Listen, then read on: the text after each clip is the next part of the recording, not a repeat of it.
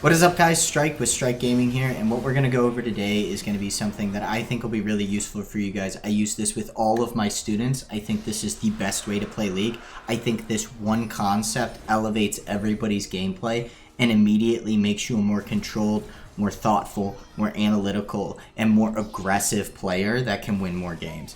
And what that is what I call the multiple choice quiz. Now, the multiple choice quiz is something that I use when I'm teaching students in League of Legends, and it works really well because League of Legends is a game with tons of variables, and it also is a way that you can pressure your enemies to win more or help when you're losing a game. And the way that we do this is we do this by forcing a decision onto our opponents, right? Just like in school, when everybody hated taking tests, there's always some level of anxiety about what the right answer is because there are multiple things to look at. If every test you ever took was all A's and there was never any variety in what the answers could be, you'd never have a concern about if you were winning or if you were losing. Now, the way that this works is similar in League of Legends. If when playing League, you look at the screen and there's only one option or there's only two options, let's say the entire team is mid, there's never any question of what's the right thing to do, right? It's always so simple because, I mean, what else is there to do?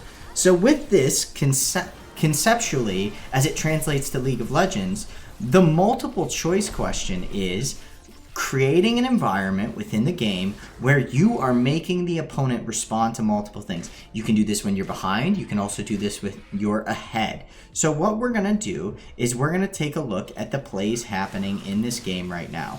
So as we can see, right, we're doing Baron. Now, since we're doing Baron, the enemy team only has one option here, and that option is obviously to come to Baron. Why is their only option to come to Baron in this instance? Well, because it's very simple. Baron's the only thing on the map, right? So option A, option B, option C, option D are all going to be Baron, right? There's no multiple choice question going on here, right? So very easily the enemy team can come contest this. Now, what's good about this is the fact that we have a tempo advantage, we have priority, we have an item advantage, right? So it's very easy for us to just take the Baron anyways because we're highly committed to it and we have the advantage in the game, right? That's not what makes this a really good play. What makes this a really good play is what happens after. Now, you're going to see our entire team backs, right? Now, let's talk about the multiple choice quiz that's coming out right now for the enemy team on red side. Now, they're losing ITP top. So someone has to respond to top lane. And you see the pings coming out directly. So we've pulled 3 people top.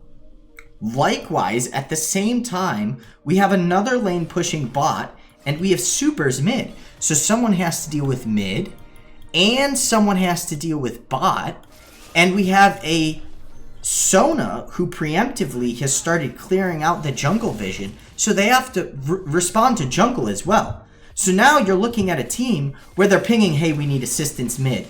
Well, we also need assistance top, guys. Well, we also need assistance here, and we need assistance here, and we need vision control here, right? And we've created this really difficult situation for the enemy team. And as a result of creating a really difficult situation for them, on top of the fact that we are obviously very ahead and we have Baron, now they have to respond to so many different things that obviously the team is going to collapse. Right? And in exactly, 2 minutes, this game, not even a minute and 4 seconds, this game is going to be over. Because there's too much to respond to, and they're too far behind. Now, with that being said, the question is, all right, then how do I do this in my games? Well, in your games, there's something very important. You might be the Urgot like me, so you can create a zone of pressure on your own. And let's say that you don't have supers mid. It's perfectly okay to do something like this, except what I would want to do is I would want to rotate off of top lane after my initial push to mid. Now, why do we want to do that? I'll explain very clearly, right? Our multiple choice question then is mid and bot. But the reason why we're only doing 2 here, right, is because of the fact that it's easier for your team to manage and you're not playing in a coordinated environment that's high elo, right? So now that this is an easier environment to manage, what we want to do is we want to push this and we want to push this. And then what we want to do is we want to control an entire quadrant of vision here. This makes it so that whether the enemy collapses here or whether the enemy collapses here, we have the ability to respond to either of these situations and force a winning scenario. When we're spread out super thin, right? If somebody gets picked in the side lane and it happens too early and I die, then they send 5 to respond here. It's a 5v4 and our Baron play is neutralized, right? So you can police your team by trying to get them to rotate around playing with 2 lanes. In this game, you're not seeing us play with 2 lanes, but this is a higher elo game. In your games, I recommend pushing 2 lanes at a time, trying to push 3 lanes at a time if you don't have a substantial gold lead and kill lead over your opponent is going to be really, really risky. In those closer games where you secure Baron, you want to do that. Now let's talk about the opposite. What happens when, oh no, you're in an environment where you're losing, right? Forced to respond, right? And that's easily done by applying a multiple choice question. Now let's go back to before we got this Baron and talk about potentially what the red team could have done in response, right? So at this point, the red team is losing the game, right? So what is red team's best response? Well, we know that if a fight breaks out around Baron, we're probably going to lose, right? So all we want to do is hover and make sure that we don't get caught. At the same time, the best thing to do would be move 2 people bot, especially since you have 2 TPs, right? To try and pick the Orianna and apply pressure. Then keep your AD carry, support, and jungler in the mid lane here so that they can potentially respond and call for a TP here if necessary.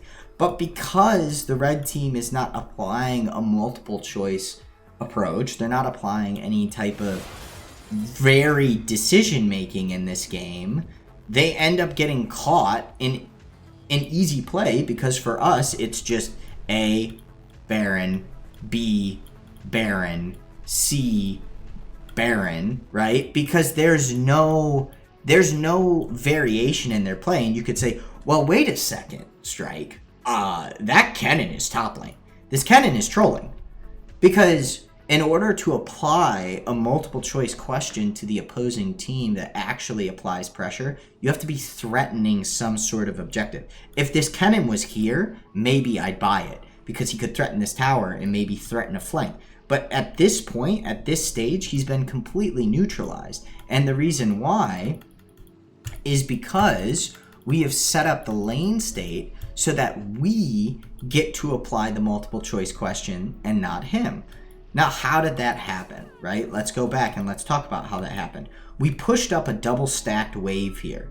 And as soon as we pushed up a double stacked wave here and Orianna pushed up a wave here, we knew that they had to respond. And once they had to respond, we rotated, right, to a different side of the map in order to apply pressure. Now Kennen is stuck with a choice. He's in the multiple choice question right now. Do I go top and collect the double stacked wave, or do I let it crash into my tower, or do I go mid to help my team right now because they, they might end up in a fight, etc., right? And at the same time, you have Orianna pushing bot, so then you have Vel'Koz in the same situation, except he's thinking, instead of top, he's thinking bot, right? And once this is applied, right, you see easily what happens here is they back off and then everybody splits up in a different direction because they have to go cover all of these different areas, and inevitably it leads to a misstep, a pick, which transfers to Baron and everything else. And Kennan's TPing, but he's TPing as a reaction. If him and Vel'Koz would have come down here and pressured aggressively, they could have used their TPs aggressively. So I talk about this to put you in a mindset and kind of tune you into a really good concept that I think helps a lot of people, which is start applying the multiple choice question to the people you are playing against. It is a really good way to make your opponents start to feel helpless. Like they have to respond to 6, 5, 4, 3 different things at once, right? Which inevitably makes everything they're trying to do fuzzy, right? And then they falter and they start making mistakes and you start gaining advantages, okay? But if the game just looks like this, right, and there's only ever one question, then it's going to be really hard to win your games because there's no variety to what you're doing. There's no variables you're introducing to your opponent. Now, obviously, the more ahead you are, the easier this is. This doesn't discount the fundamentals and everything else you need to know to get better at League.